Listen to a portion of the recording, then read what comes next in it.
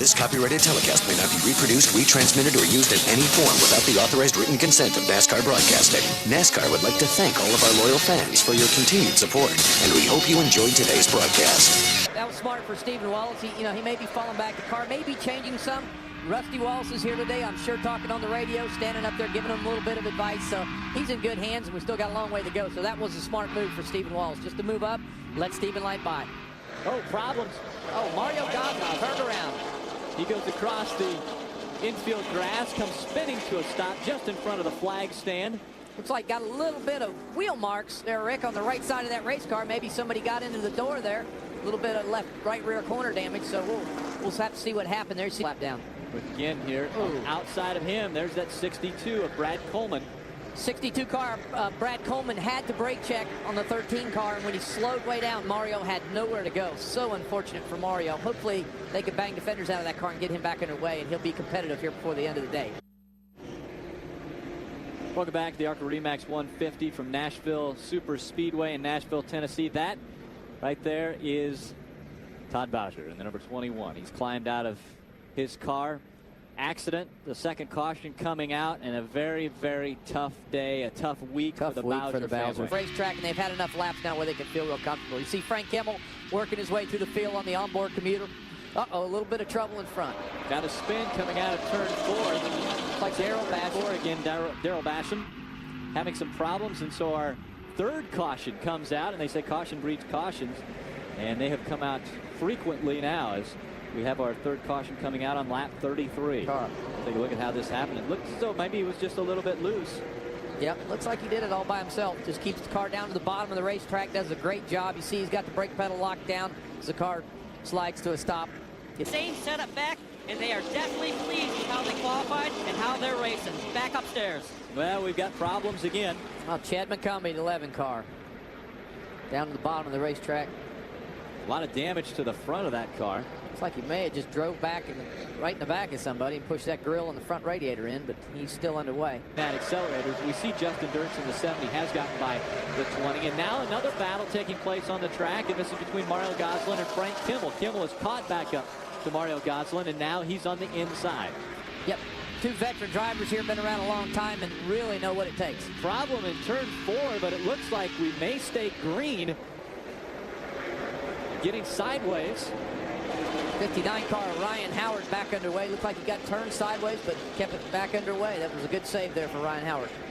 Well, they did bring the caution out now, so Ryan Howard bringing out our 5th caution of the day on lap 51. Ryan new in the seat this year, working with Mark Gibson Racing. Mark Gibson. Caution. Oh, he is sideways.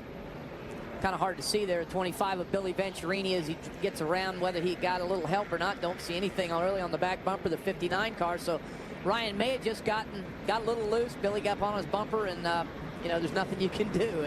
Move out of the way and keep going. Did the number 55 getting into some slower lap traffic right behind him. Justin Dirks in the 70. Probably, maybe, we think so, can make it all the way as his crew chief and crew were talking about. That might be the big question. Oh, and we see Justin Dirks get spun around as he tried to make it on the inside. Justin Dirks in second, and problems as he comes back down on the racetrack. Wow, tough break for Justin. We were just talking about that. He was just loose. Looked like he got loose on corner entry. Unfortunate. Justin Dirks was coming down, and there was a car on his inside, and that got him started to spin around, and then mayhem takes place after that. We see Justin Dirks moving around. We're riding along with him. Shaking his head in disgust as Justin Dirks, and you see Dirks up high. He starts to come down, but there's a car there. Oh, he just arcs the front of the car and up into the wall. Just nothing you can do. Fortunately, this is a tough call. His spotter may have been on the radio, or may not have been on the radio. Told them they were clear. As you see, the melee starts at that point. There's just nothing you can do. And that was Ryan Howard in the 59 who Dirks comes down and hits after he banks off the wall. Wow. See the 69 car, like you said, he just drove down right across the hood of Steve Blackburn, just like he really didn't know he was there. Unfortunate, that's what spotters are for, and as a driver, you have to make sure you clear that inside car, and he really didn't have the room that he needed, and just turned him around. Now, Stephen Light looking as though he's going to run away and win his first ever ARCA Remax Series race, but we can never throw the trophies to him until and there we have it. 4 cars sideways. Chase Miller just off the corner. As you've seen, he drove off the corner. He's been driving really hard. He knows he had some 6 laps to go. Just overdrove that race car off the corner there, but he did a great job of getting it down to the bottom, keeping out of the racing surface so we didn't get anybody else collected. Another development driver. He's in the Dodge development program. When Chase Miller in that number 4 got spun around, we take a look. See, he drives off the corner all by himself, just gets a little bit loose, getting a little anxious late in the race. He probably picked the throttle up a little bit earlier, maybe picked up a push in the race car, turned the steering wheel a little bit too much. It's called a tight push. Possibly that's good as he come off the corner and it rolled off the front end, caught, and just turned him around.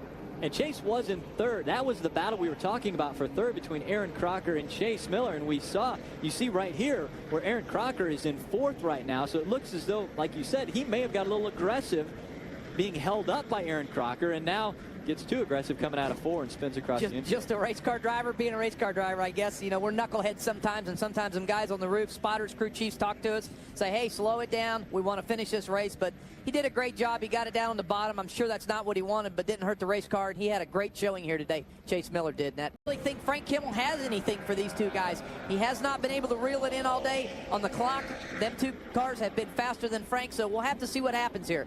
Frank, again, here for the big picture. He's here to win championships, so he'll do what he has to do to finish it out good here today.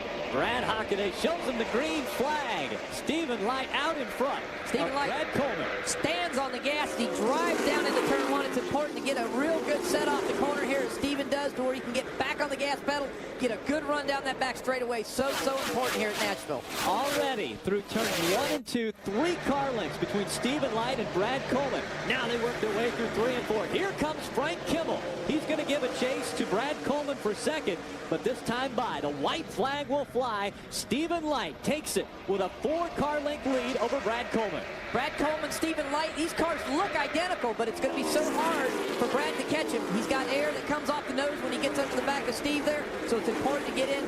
He'll have a great day if he finishes 2nd here.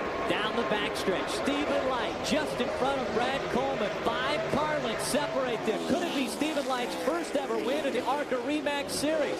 It looks as though, coming out of 4, he's got enough distance between himself and Brad Coleman. The checkered flag will fly. The PFG Lester 150 goes to Stephen Light.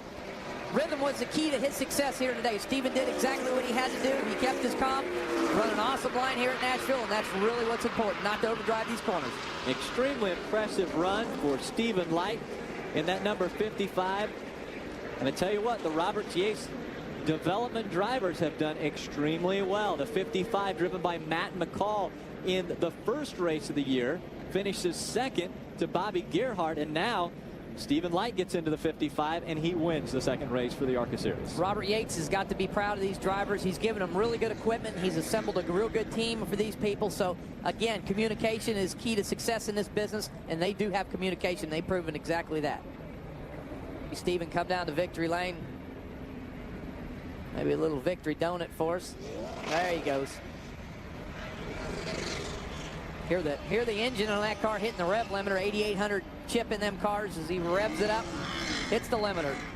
I'm sure the engine guys, they really don't like it when we do this, but sometimes after a long day of work, we can't help ourselves. The Busch guys might not be too happy either when he just drove right across the logo on the grass there, but Stephen Light doesn't care. He's going to have some fun, winning his first ever race in the Arca Remax Series.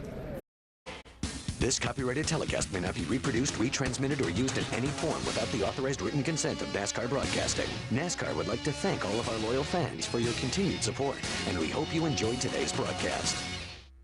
This has been a special presentation of ABC Sports, spanning the globe to bring you the biggest of... As the leader in sports television.